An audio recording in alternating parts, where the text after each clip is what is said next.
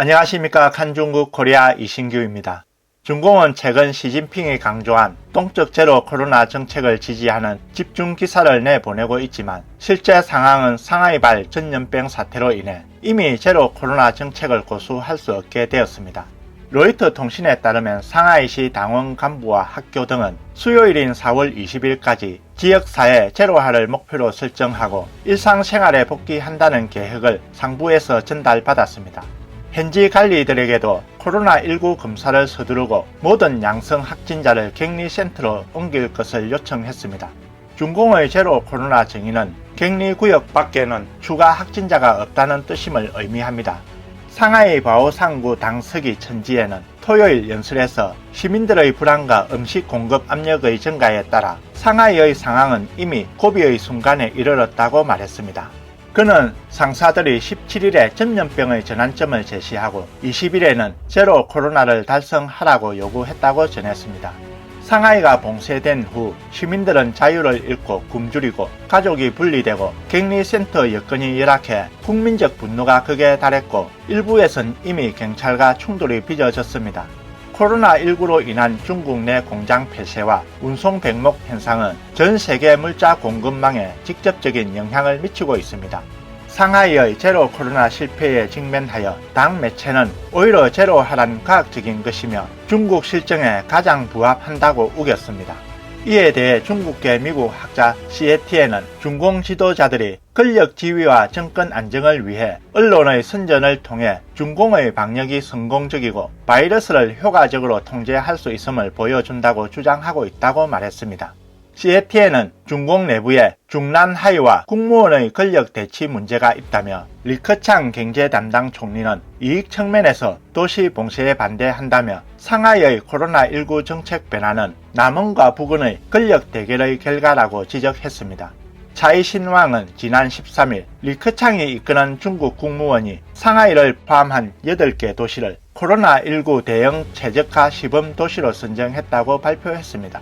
그러나 이 소식은 시진핑 국가주석이 강조한 동적 제로 코로나 정책을 위반했다는 이유로 보도 직후 중국에서 전면 차단됐고 중공 고위층 내부 투쟁도 노골화됐습니다.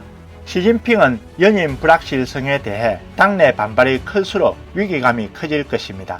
시진핑은 체면과 지위, 안정을 위해 목숨을 걸고 상하이에서 제로 코로나 정책을 펴야 합니다.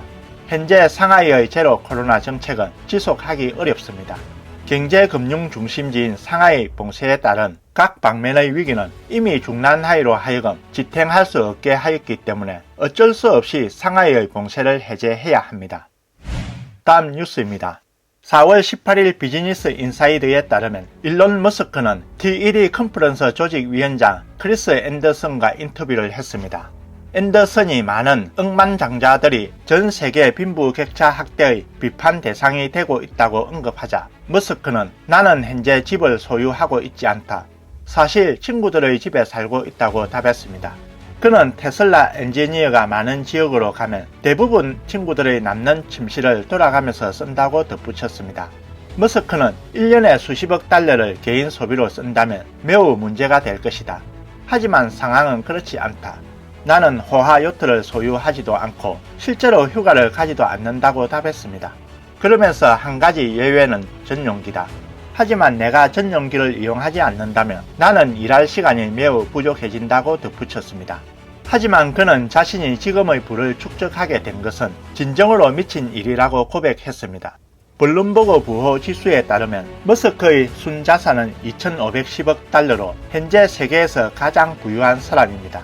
앞서 언론들은 머스크가 캘리포니아의 대저택을 매각한 뒤 독일에 소박한 조립식 주택을 갖고 있었지만 그의 소유가 아니라 스페이스X에서 임대한 것이라고 보도가 나오기도 했습니다.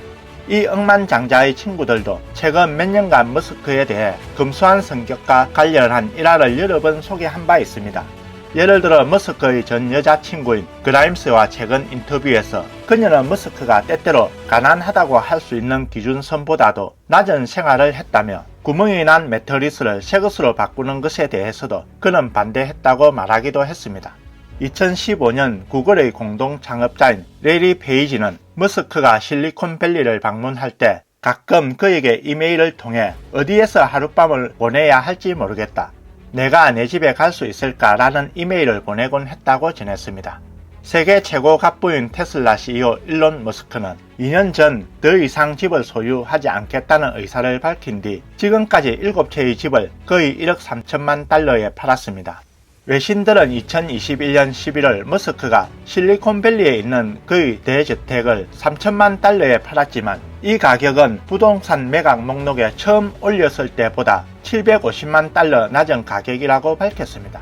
그는 현재 텍사스에 있는 34제곱미터 규모의 5만 달러 상당의 집에 살고 있습니다. 영국 데일리 메일에 따르면 순자산이 1,510억 달러에 달하는 머스크는 샌프란시스코 남부 힐서브러시에 있는 47에이커짜리 초호화 저택이 그의 마지막 부동산이라고 밝힌 바 있습니다. 하지만 17개월 동안 3차례나 매물로 내놨지만 팔리지 않아 가격이 3,750만 달러에서 3천만 달러에 거래됐다고 보도했습니다. 오늘 뉴스는 여기까지입니다. 구독과 좋아요는 격려입니다. 공유는 나눔의 시작입니다. 시청해 주셔서 감사합니다.